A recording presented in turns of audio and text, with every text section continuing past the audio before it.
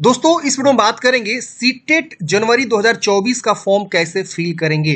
इसका फॉर्म आ चुका है, 21 जनवरी 2024 को इसका एग्जाम होने वाला है।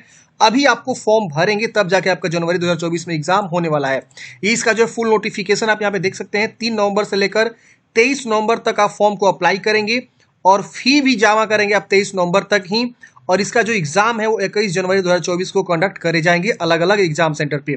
देखिए पहले फॉर्म भरने का ये फायदा है कि आपको पहले एग्जाम सेंटर मिल जाते हैं, तो आप देरी ना करिए, आपके मन चॉइस के अकॉर्डिंग एग्जाम सेंटर मिलेंगे अगर आप पहले फॉर्म भर देते हैं तो। क्योंकि बाद में जब आप फॉर्म भरेंगे ना तो वो जो एग्जाम सेंटर आप चाहते हैं वो एग्जाम सेंटर वहां से हट जाता है। जैसे मान लीजिए आपको चाह है कि पटना में चाहिए आपको एग्जाम सेंटर, तो आप जो है पहले भरेंगे तो पटना वहां अवेलेबल रहेगा, कुछ दिन बाद पटना दिखाएगा ही नहीं, जहां खाली रहता है वहां दिखाता है। तो चलिए इतना आप समझ गए। अब आइए जानते हैं कैसे फॉर्म को भरना है। तो आपको CTET.nic.in की वेबसाइट पे आ जाना है। यहाँ पर आप नीचे आएंगे तो कैंडिडेट एक्टिविटी में अप्लाई फॉर सीटेट जनवरी 2024 का ऑप्शन मिलेगा, आप इस पे क्लिक करेंगे। जैसे आप इस पे क्लिक करेंगे यहाँ पे आपको देखिए ऑनलाइन का जो है ये पेज खुल जाएगा। यहीं से आपको सबसे पहले न्यू रजिस्ट्रेशन करना है, फिर आपको लॉगिन करना है। अगर आप सीटेट का और भी पहले फॉर्म भरे थे, अपीयर हो चुके एग्जाम, तो आपको उसको भूल जाना है। आप पास हुए या ना हुए उससे मतलब नहीं है, आप यहाँ बिल्कुल फ्रेश रजिस्ट्रेशन करेंगे। मेरे कहने का मतलब ये, कई लोग ये समझ जाते हैं कि पुराने वाला एप्लीकेशन नंबर लिख के लॉगिन करिए। नहीं नहीं नहीं, आप उसको भूल जाइए। नया आपको नए सिरे से फॉर्म भरना है, नया एग्जाम होगा, सब चीज नया रिजल्ट आएगा। तो आपको जो है बिल्कुल फ्रेश एक नया रजिस्ट्रेशन करना हो, भले आप ओल्ड कैंडिडेट्स हो या न्यू कैंडिडेट्स हो, तो आपको यहाँ पे न्यू रजिस्ट्रेशन पे क्लिक करना है। जैसे आप इस पे क्लिक करेंगे यहाँ पे डाउनलोड इन्फॉर्मेशन का ऑप्शन आएगा, आप यहाँ क्लिक करके इन्फॉर्मेशन को डाउनलोड कर लीजिएगा। इस इन्फॉर्मेशन बुलेटिन में सारी जानकारी दी हुई है, 40 पेज का जो है ये नोटिफिकेशन है। अब यहाँ पे आपको क्या करना है, टिक करना है। यहाँ पे आपको क्लिक है टू प्रोसीड पे क्लिक करना है। यहाँ अपना पूरा नाम लिखेंगे, यहाँ फादर्स नेम या मदर्स नेम या डेट ऑफ बर्थ की चॉइस करेंगे या जेंडर चॉइस करेंगे। आइडेंटिटी टाइप ये बेसिक चीजें हैं, आप इसमें से कोई भी आईडी प्रूफ चुनाव करेंगे, उसकी संख्या लिख देंगे। अगर आपके पास मान लीजिए आधार कार्ड है तो यहाँ पे any other valid government choose करेंगे और आधार संख्या लिख देंगे। यहाँ पे प्रीमिसेस नंबर नेम ये सब क्या होता है, देखिए अगर आप एड्रेस लिखता है तो ये सब हर जगह मांगता है। तो देखिए सिंपल है, आप समझिए। पहले गांव से बिलोंग करते हैं तो विलेज लिख दीजिए, इसी में पोस्ट लिख दीजिए, यहाँ थाना लिख दीजिए, समझ रहे ना।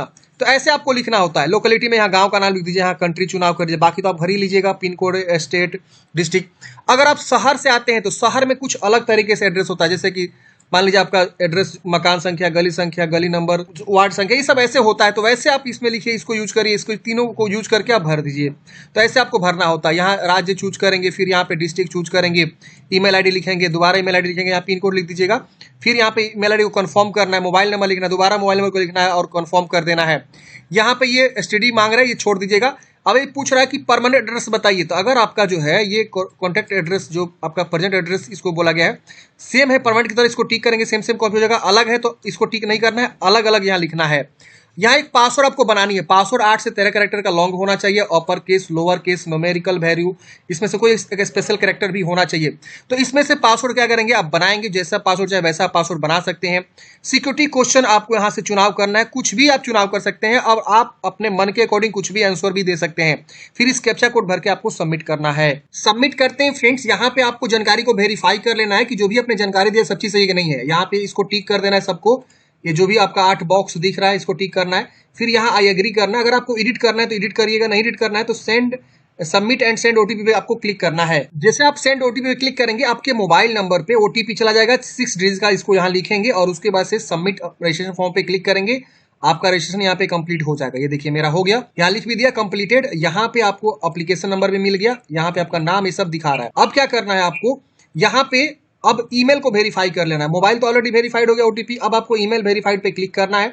यहाँ पे जो है आपका ईमेल जो है इस तरह से दिखाएगा, आपको यहाँ पे कैप्चा कोड को भरना है और उसके बाद से यहाँ पे जो है सबमिट पे क्लिक करेंगे, आपके ईमेल पे ओटीपी चला जाएगा। ओटीपी सेंड करेंगे तो इस प्रकार से आपके ईमेल पे ओटीपी चला जाता है। आप ओटीपी को यहाँ लिखेंगे और उसके बाद से आप वेरीफाई पे क्लिक करेंगे तो ओटीपी वेरीफाई हो जाएगा।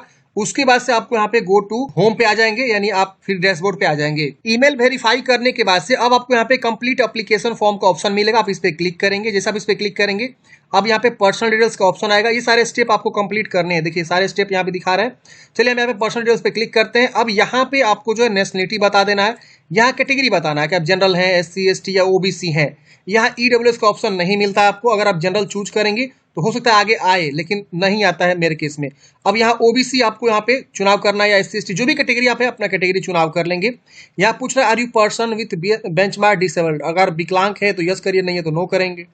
Are you person with disability as a per section 2, मतलब एक सेक्शन 2 बनाया गया उसके अकॉर्डिंग आप विकलांग है तो यस करिए, वरना नो करेंगे। यहाँ पे आपसे पूछ रहा है इंप्लॉयमेंट स्टेटस, आप इंप्लॉय हैं तो यहाँ पे इंप्लॉयड एड अ टीचर या इंप्लॉयड अदर देन टीचर, दूसरी कोई मतलब इंप्लॉयमेंट है या नॉट इंप्लॉयड है, तीनों में से जो भी आप हैं अपने अकॉर्डिंग चुनाव करेंगे और इस कैप्चा कोड को भर के सेव एंड नेक्स्ट करना ही है। सेव एंड नेक्स्ट करते ही अगले स्टेप में सबसे इंपॉर्टेंट बातें यहीं पे आपको समझना होता है। अप्लाई फॉर, आप कौन से पेपर के लिए अप्लाई करना चाहते हैं, पेपर 1 या पेपर 2 या दोनों पेपर 1 एंड पेपर 2।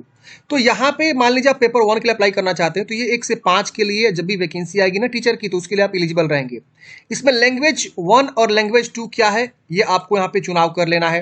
तो जो भी आप लैंग्वेज का एग्जाम देना चाहते हैं वो अपने अकॉर्डिंग देख लेंगे। फिर यहाँ पे मिनिमम क्वालिफिकेशन आपका क्या है, जो एजुकेशनल क्वालिफिकेशन 1 से 5 के लिए, तो एजुकेशनल क्वालिफिकेशन में यहाँ पे देखिए आपको आ रहा है कि सीनियर सेकेंडरी आप पास हैं विथ एटलीस्ट 50% मार्क्स के साथ, मतलब इंटरमीडिएट 50% से पास है, या अपीयर है फाइनल ईयर में of 2 year diploma in elementary education, जो डीएलएड वाले होते हैं जिस भी नाम से आप जानते हैं, वो पहला वाला ऑप्शन को चुनाव करेंगे। यहाँ पे जो चुनाव करना है 1 2 3 4 चुनाव करना है, लेकिन एक का मतलब क्या है यहाँ पे लिखा हुआ है। जब आप यहाँ पे आएंगे ना तो वो ऑटोमेटिक ये वाला बॉक्सा खुल जाएगा, ये वाला जैसे हम यहाँ से देखिए हटते हैं, हट गए। अब यहाँ पे मैं जैसे क्लिक किया ना ये वाला बॉक्स ऑटोमेटिक आ गया कि 1 का मतलब क्या है, 2 का मतलब क्या है, 3 का, 4 का, 5 का, 6 का मतलब क्या है, देख रहे हैं ना। तो यहाँ पे भी आपको जो है इस तरह से ऑप्शन दिया हुआ है, तो आप अपने अकॉर्डिंग देखेंगे। अब यहाँ पे 2 का मतलब है सीनियर सेकेंडरी पास है 50% मार्क्स के साथ, आपने जो है 2 इयर्स का डिप्लोमा किया हुआ है जिसको भी डीएलएड ही बोलते हैं, लेकिन इसका मान्यता जो है एनसीटीई से है, जो एनटीसी ऑर्गेनाइजेशन है उसके थ्रू है।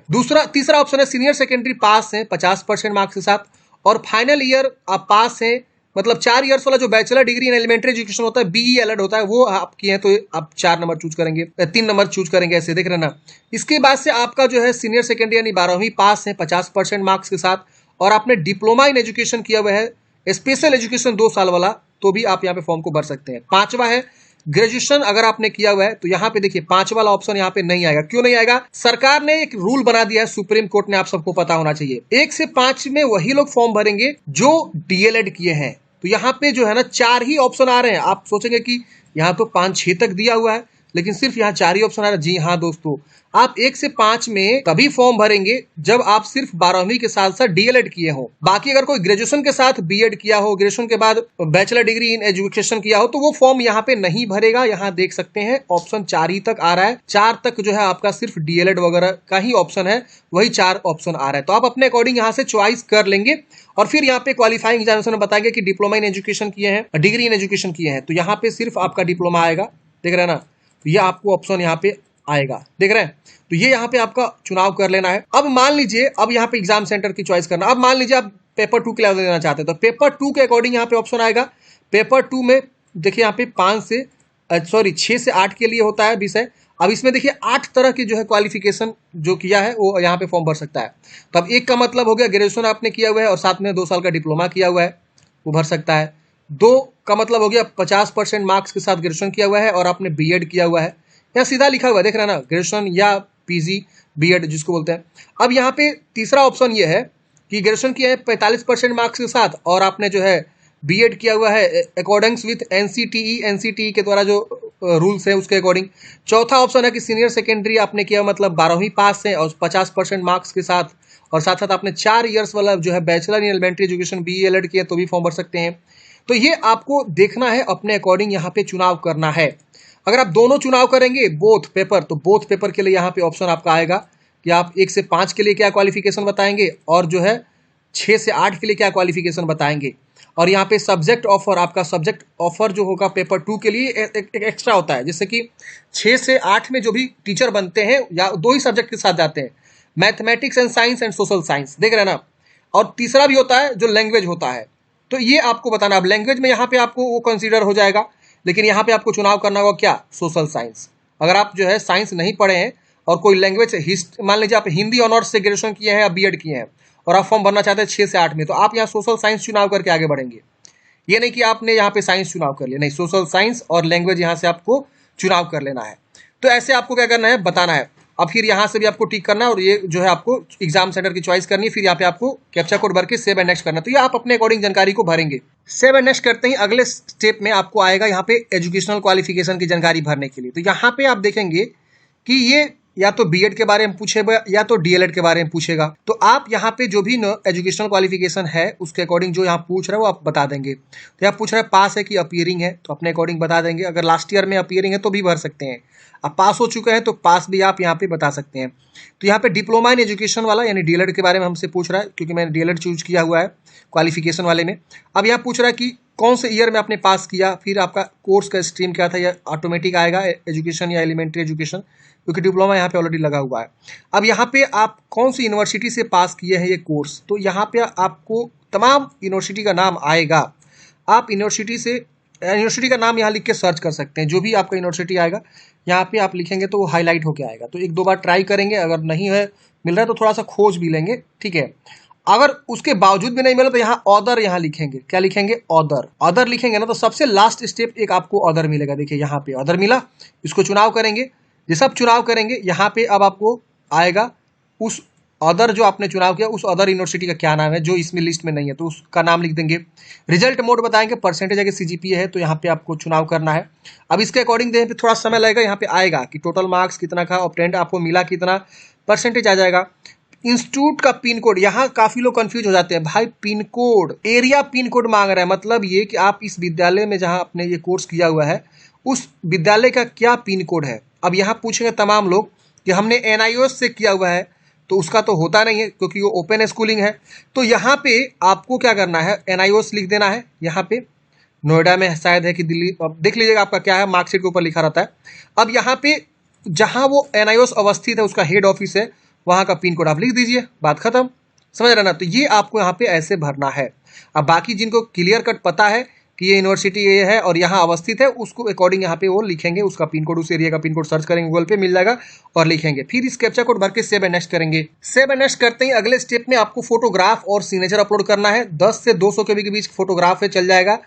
4 से 30 के बीच सिग्नेचर होना चाहिए। सिग्नेचर आप जैसे करते हैं वैसे आप जो है यहाँ पे अपलोड करेंगे। सिंपल आप चूज करेंगे, एक्शन बटन बनेगा, उस पर क्लिक करेंगे, अपलोड हो जाएगा, यहाँ व्यू दिखा देगा। तो इस तरह से आप फोटोग्राफ सिग्नेचर को इजीली चूज करेंगे। बहुत ही सिंपल प्रोसेस है।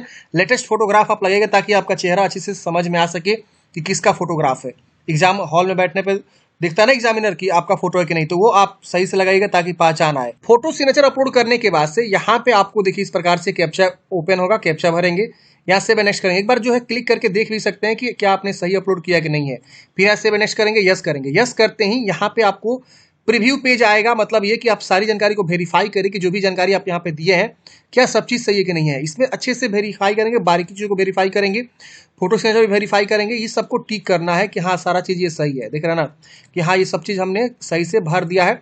अब यहाँ एग्री करेंगे, यहाँ पे फाइनल सबमिशन का ऑप्शन मिलेगा, आप इस पर क्लिक करेंगे। लेकिन वेरीफाई करने से पहले ही आप जरूर एक बार चेक करेंगे वेरीफाई करके कि सब चीज सही है कि नहीं है। फिर आप यहाँ पे फाइनल सबमिशन पे क्लिक करेंगे, सबमिट करते हैं। फ्रेंड्स आपका यहाँ पे दूसरा स्टेप कंप्लीट हो जाएगा। अब पेमेंट फी आपका बाकी है। तब यहाँ पे आप जब तक ईमेल वेरीफाई नहीं करेंगे आपका जो है पेमेंट नहीं होने। तो आप यहाँ क्लिक करके या यहाँ पे भी क्लिक करके ईमेल को वेरीफाई कर लेंगे। अब थोड़ा सा यहाँ पे अभी जो है अभी आज ही फॉर्म स्टार्ट हुआ है, जो मैं वीडियो बना रहा हूँ आज ही डेट में बना रहा हूँ जिस दिन से फॉर्म स्टार्ट हो रहा है, तो ईमेल थोड़ा आने में प्रॉब्लम हो रहा है, शायद आपको भी फेस करने को मिल सकता है। तो थोड़ा सा आप वेट करेंगे, ईमेल आपको आएगा तो आप यहाँ क्लिक करके ईमेल को वेरीफाई करेंगे। जैसे ईमेल वेरीफाई हो जाएगा ना, तुरंत यहाँ एक और इस तरह से टैब बन जाएगा पेमेंट जमा करने के लिए। तो पेमेंट जमा कर लेंगे, जो भी आपका एप्लीकेशन फी लगेगा यहाँ दिखा रहा है, और उतना रुपये एप्लीकेशन फी जमा करके आप इसका फाइनल प्रिंट आउट निकाल के हार्ड कॉपी अपने पास सुरक्षित रख लेनी है। तो इस प्रकार से फ्रेंड्स हमने बात किया कि सीटेट जनवरी 2024 के लिए कैसे आपको फॉर्म को अप्लाई करना है। स्टेप बाय स्टेप मैंने आपको फॉर्म भर के बताया। मिलते हैं किसी नेक्स्ट वीडियो में। जय हिंद।